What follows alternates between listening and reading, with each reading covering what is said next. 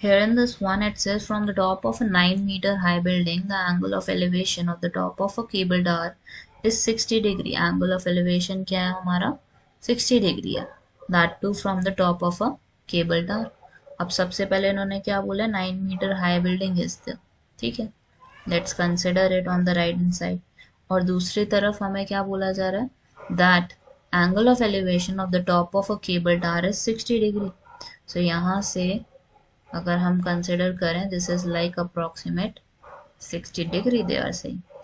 उसके बाद हमें बोला जा रहा है angle of depression from its foot. नीचे की तरफ देखोगे तो 45 डिग्री का एंगल बन रहा है. ठीक है, दैट्स देयर.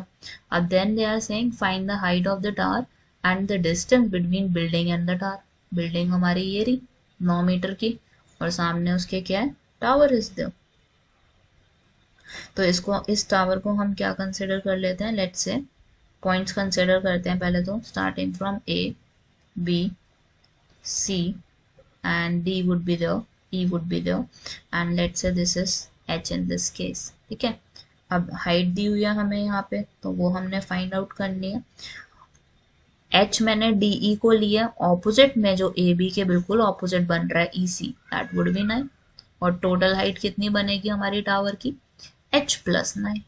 अब इसमें हमें कौन से दो ट्राइंगल्स लेने हैं ताकि हम इसको सॉल्व कर सकें. अगर ये 45 है तो ये भी 45 होगा.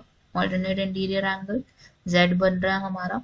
सो let's in this case take the upper angle which is triangle sorry DEB. और DEB में हमारा ट्राइंगल में we would be using trigonometry. कैसे यूज करोगे, tan 60 would be there. tan 60 किसके इक्विवेलेंट हो जाएगा, it would be equivalent to perpendicular over base. base को हम x ले लेते हैं. so this would be h over x. tan 60 किसके इक्वल है √3 के.